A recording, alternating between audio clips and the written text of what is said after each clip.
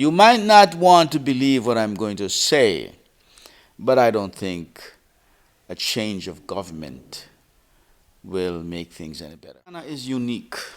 I've never encountered a culture such as this one anywhere else in the world. That Ghanaian women have the best backsides in the world. And I visited many countries. I've been to Jamaica. Jamaican girls are beautiful, but Ghanaian girls are very beautiful, and they have by far the best backsides that I have ever seen. I've lived in America for years. I've lived in England for years. I visited different parts of Wales, Canada, Bermuda. Ghanaian girls have the best backsides.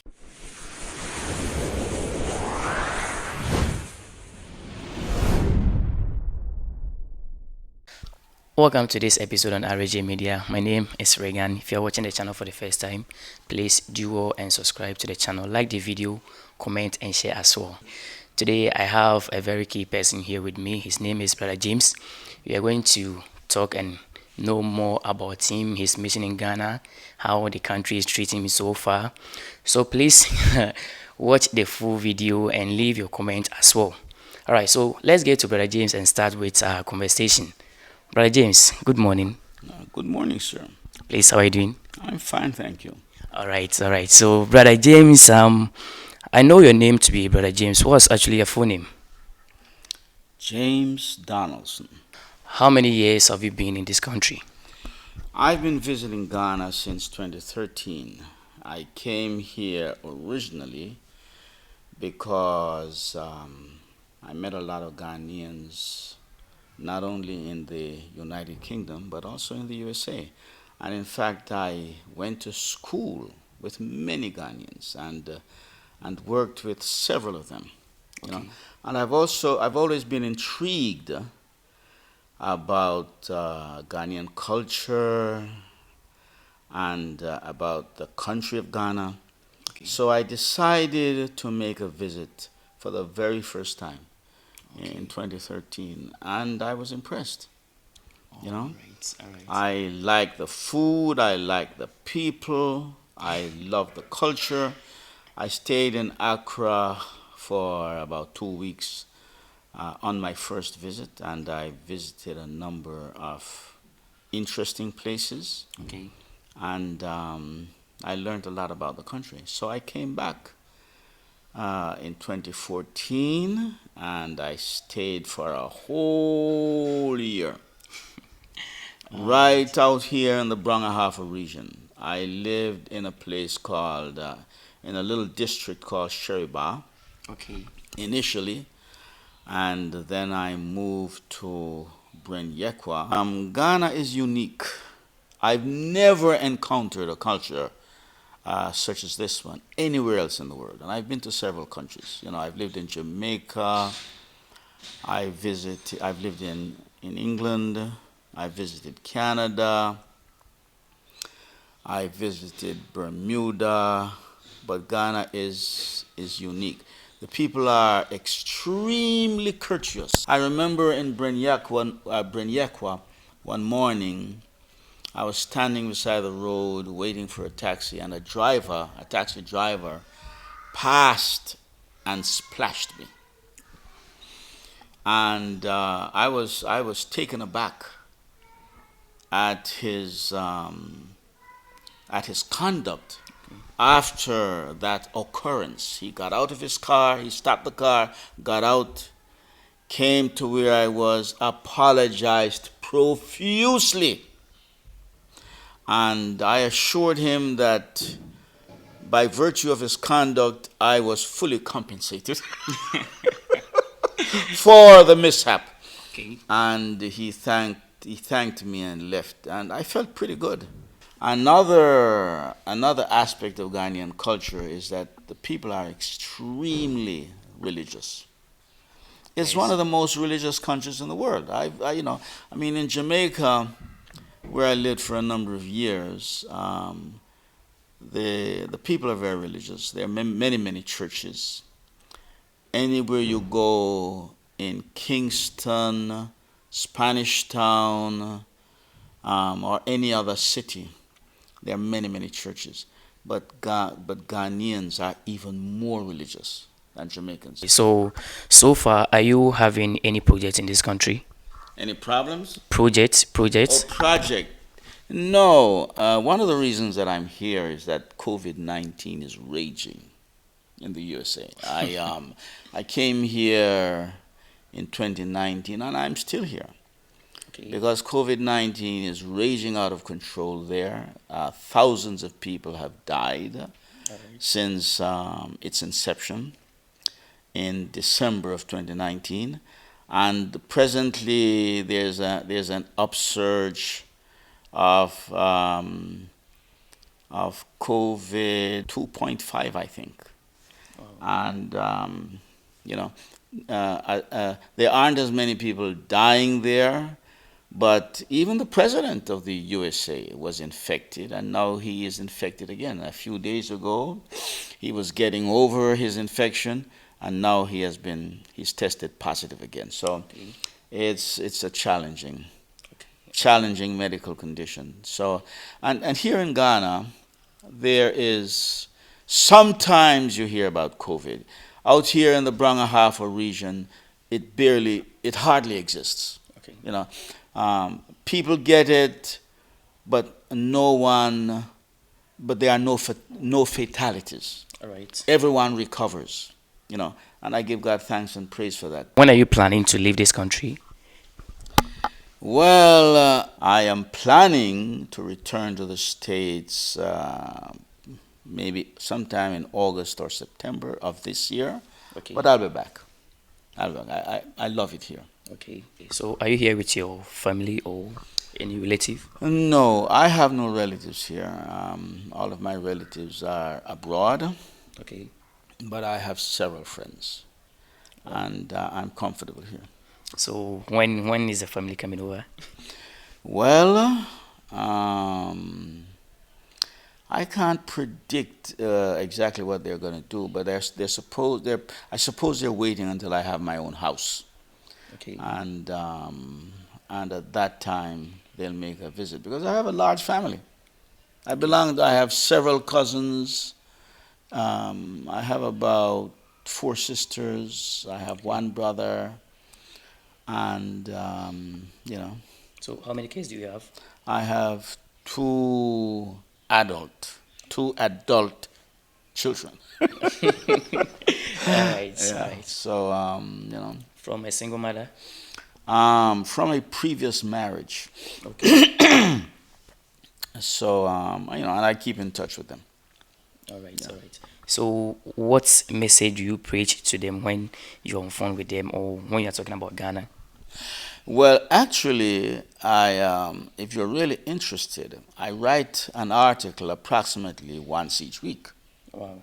And you can go online and read my articles. Most of them are about Ghana Okay. at www.adventuresingghana.com. Some of my articles are religious, some of them are social, um, you know, some of them are economic. I don't write anything about politics. So talking about economical, how do you see the economy of Ghana right now? That's an interesting question because I've had this discussion many times with different people. Okay. As a matter of fact, during the course of 2015, when I was on the verge of returning to the USA, I had a conversation with a certain gentleman in Berkum, and he was telling me that the election was coming, and he was planning to vote for the opposition, Okay. the NPP. And he was complaining about the economy, and I observed. I said, you might not want to believe what I'm going to say, but I don't think a change of government will make things any better. He said, what? How can you possibly say that? I said, well, not only not only on the basis of my own experience, because I've lived in another third world country where basically the same thing was happening, Okay. but also on the basis of prophecy. If you read the book of Daniel, the prophet Daniel talks about this great image which Nebuchadnezzar saw in his dream. The image had a head of gold, and the quality of the image, deteriorated, went from gold to silver to brass to iron to clay. I said, things aren't going up, they're going down. I said, regardless of who the government is, things are not going to get any better. They will only continue to get worse. He disagreed with me, but it turned out that I was right. Yes. Because back then, the Ghanaian CD was 2 for 1. Now it's 8.40 Yes. cedis for $1. You see? So things have really deteriorated. And I was watching a video, or I was watching the news the other day, and there are actually people in Accra demonstrating about the cost of living, and about the economic hardships that they are being forced to experience. But this is an experience that is not only limited to Ghana. I mean, right across Africa. Okay. Right across Africa. That's the story that we're hearing. Inflation, increases in the cost of living, and economic difficulties right across the board. All right. So, what do you think that as a country we can do to have a very stable economy? Well, it took Great Britain almost 1,000 years to reach where they are at present. And not only Great Britain, France, and Germany, and the other European countries. It took them a very long time. All I can say, it's going to take a very long time Okay. for Ghana to reach the status of a second world or a first world country. Ghana is a third world country, and even the United States, from 1776 until now, that's quite a period of time. Yes. Okay. So I can understand people in Ghana when they watch TV, they aspire to attain the standard of living that people in the Western world or people in first world countries are enjoying. Change will come, but it's not going to happen overnight. While I was living in Jamaica, the Prime Minister of Jamaica at the time was Mr. Michael Manley. And his motto was, better must come. Yes. But it got worse. It got worse. After he was elected, it got considerably worse. Things became more expensive. The Jamaican dollar was devalued. The country went through a period of hyperinflation. But even in the USA, people are experiencing inflation. Okay. Today. One of the contributing factors is the war between Russia and Ukraine. What's your favorite local dish? Well, I know that, having lived in Ghana for some time, I know that the two favorite dishes here are fufu and banku. Okay. But I don't eat that kind of stuff.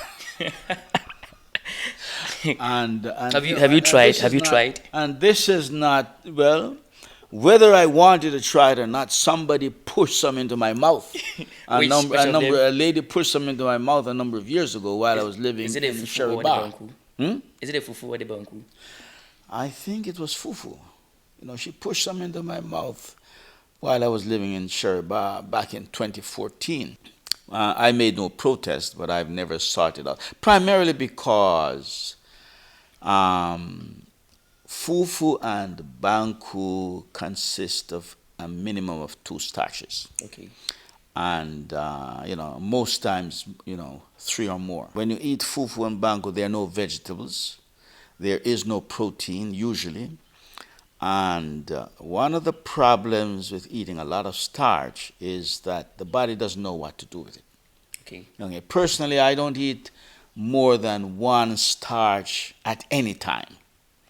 If I'm having breakfast, I eat 1 starch, which is usually bread. Okay. If I'm having dinner, I eat 1 starch, which can be either yam or potato. But we shouldn't eat more than 1 starch at any one time because it confuses the body and the body stores it as fat. Okay. Okay? So, and then let me hasten to say that there is a diabetic epidemic right here in Ghana. And one of the reasons for that is that people don't eat. They eat too much starch and they barely eat vegetables. And what has been proven is that people who eat a lot of meat suffer from a lot of diseases. Okay. So my protein comes from beans and peas. I eat eggs. And I eat a lot of carrots. I drink a lot of juices. And I go to the gym. I walk 6 miles a day. So I try to keep myself in good shape. Okay. And in good health. So what I'm doing looks as if it's paying off. But let me tell you, when I go out of town, since there is a limit to what you can actually purchase in the restaurant, I usually eat rice and red fish. Okay. Okay, with as much vegetables as I can get, because generally in Ghana, what my experience has been is that people don't put a lot of vegetables in your plate. You have to ask for it. And the amount of vegetables that they put on, it looks as if they stood at one side of the room and threw it.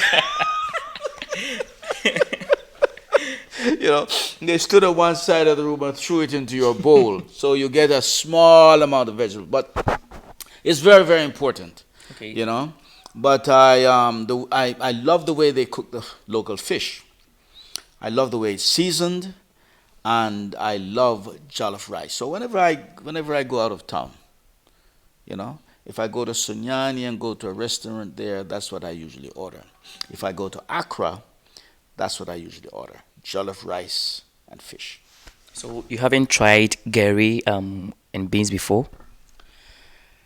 Well, I have a lady working here, and sometimes she cooks for me. What I really like is one of your local vegetables.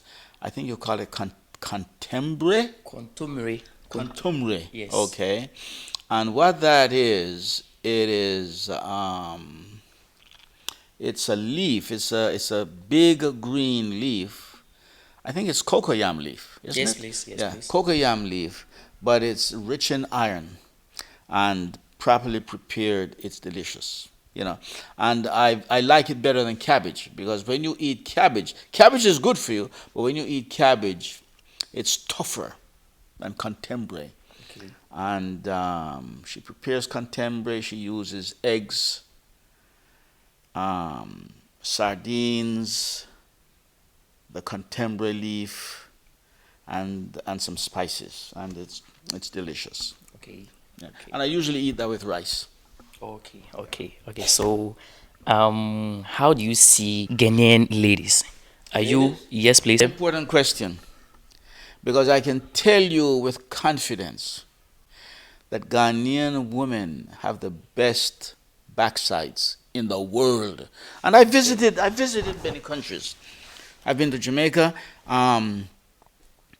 Miss Jamaica has won many Miss World beauty pageants, at various times in recent history. So Jamaican girls are beautiful, but Ghanaian girls are very beautiful, and they have by far the best backsides that I have ever seen. I've lived in America for years. I've lived in England for years. I visited different parts of Wales, Canada, Bermuda. Ghanaian girls have the best backsides in the world. I just don't know why there aren't more beauty contestants from Ghana in the Miss World pageants. Because, the girls here are beautiful. All right. So, are you seeing any of them? No, not right now, because you see, I have a lot of experience.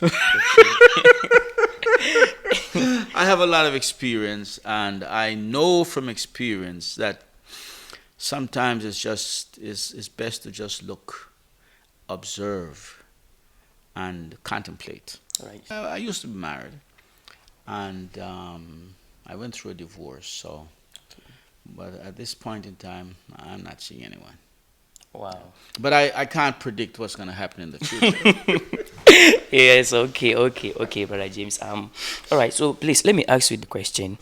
A lot of Ghanaians, not only Ghanaians, a lot of Africans do say that when it comes to the European countries, how the people over there maltreat the blacks that are living in those places is very bad. Because when you were talking, you said Ghana is very hospitable, and talking of those European countries too, are they into the same thing? Do they see the blacks as themselves?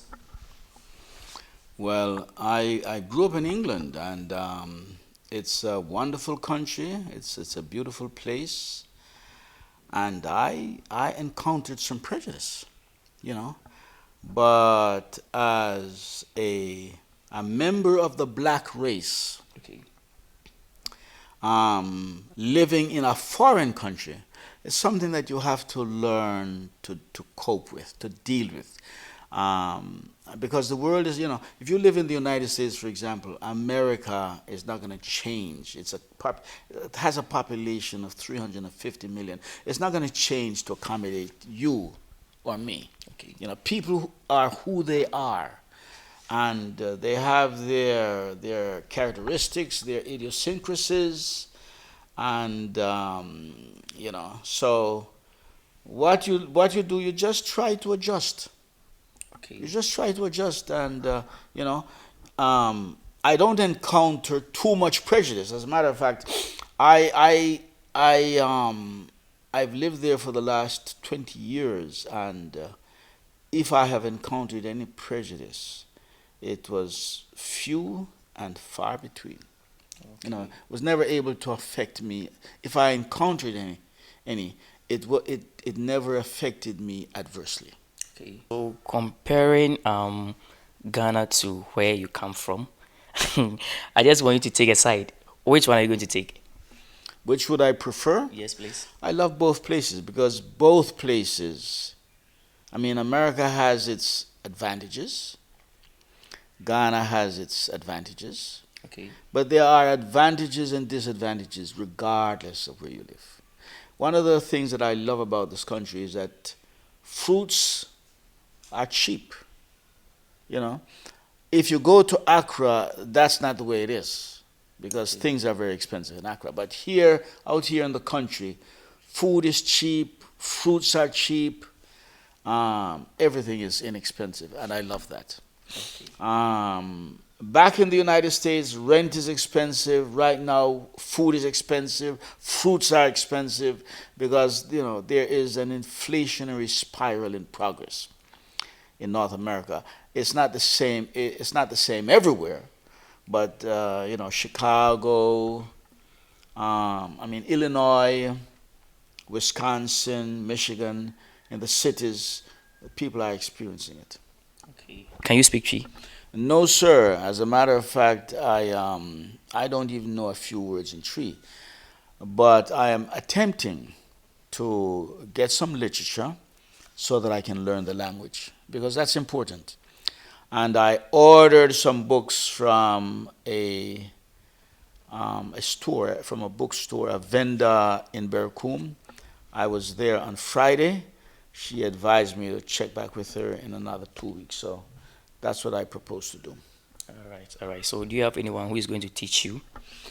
Well, I specifically requested a book that has not only the words in tree, but also its English translation. Okay.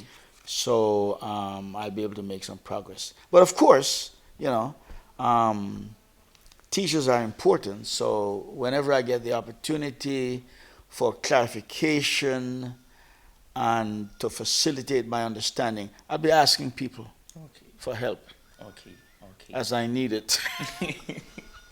Okay. I want us to bring our conversation to an end. Do you have any final message to those watching us out there? Well, to the people of Ghana, what I'd like to say is everything that is happening here has also happened in many other countries of the world. Many other countries. So don't feel discouraged. Don't become despondent. There's a saying, this too shall pass. Yes. Yes. So tough it out for now. Be patient, and eventually things will improve. Brother James, thank you very much for speaking to RSJ Media. We are very grateful for your time. I thank you, sir. All right. Bye bye. Bye bye.